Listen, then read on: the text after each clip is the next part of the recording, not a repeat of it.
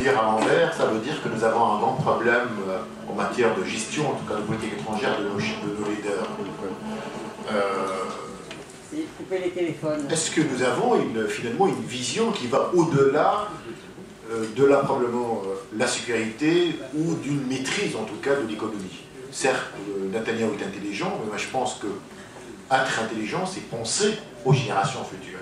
Aujourd'hui, Netanyahou ou d'autres dirigeants d'ailleurs européens, ils demanderont quand on regarde du côté américain, du côté européen, parce que ces générations ne veulent pas avoir des États prochainement voyous dirigés ou entrer dans le Conseil de sécurité. Qu'on le veuille ou non, nous avons une préférence pour les Américains et pour les Européens. Un islamiste me disait, nous, quand on veut demander l'asile politique, on ne demande pas d'aller à Khartoum ou à Jeddah, on veut aller plutôt à Paris. C'est très important pour nous à ce que vraiment les États-Unis et les Européens en tout cas n'abandonnent pas cette région-là. Et je vous dirais une chose, nous avons connu des hommes politiques éclairés et éclairants. Nous avons connu Bourguiba avec son idée dans le partage, cette idée de prendre, de revendique. Nous avons connu aussi Sadat, qui avait une idée très courageuse. Ils n'ont pas été soutenus. Nous avons connu aussi le roi du Maroc. Nous avons aussi connu le roi de la Jordanie. Ici, tous ces dirigeants-là, ils avaient une grande qualité. C'est qu'ils étaient assez ouverts en matière de politique étrangère, et surtout dans le conflit israélo-palestinien. Ils avaient un problème, c'est l'acceptabilité et la légitimité interne. Et c'est probablement ça qui n'a pas marché.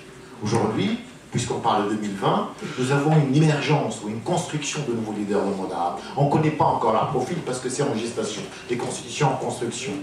Mais probablement si on arrive à cet équilibre entre une vision de paix et de justice en politique étrangère, mais aussi de faire le lac de cette légitimité de politique interne, je crois qu'on pourra vraiment réfléchir, on pourra vraiment envisager un avenir commun. Encore une fois, je crois qu'il n'incombe pas aux Palestiniens, il n'incombe pas aux faibles et aux vaincus de faire des décisions courageuses et de prendre des décisions douloureuses. C'est plutôt au gouvernement israélien de prendre ces décisions-là. Netanyahou a une chance inouïe, encore une fois, de faire un geste très important.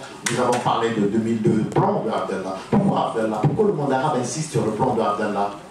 Parce qu'évidemment, quand une décision importante vient d'un pays qui est considéré comme l'état-major de l'islam sunnite, d'un pays qui a une grande influence sur les mouvements religieux, salafistes ou autres, c'est très important. Il y aura moins de contestation. Un autre dirigeant n'aura pas cette légitimité religieuse, peut-être, aux politiques pour imposer un plan de paix. Je crois qu'il faut envisager envisager l'avenir, mais nous avons certaines initiatives. Nous avons tout à l'heure, M. Mbami a parlé de l'initiative de Genève. Je viens de Genève. Et j'ai assisté à la déclaration entre Yossi Beline et Yasser Abdelrabou. Aujourd'hui, on assiste à un vide, aucune dynamique de paix, hormis bien sûr ce qui a été déclenché récemment avec Martin Indyk. Il n'y a rien en termes de dynamique de paix, et ça c'est regrettable. Quand la politique est absente, ça ouvre la voie bien sûr à une approche conflictuelle, une approche de violence, et ça c'est vraiment regrettable. Merci beaucoup. Dan Donald-Blatt, vous venez parler, et ensuite on passera aux questions. I just wanted to answer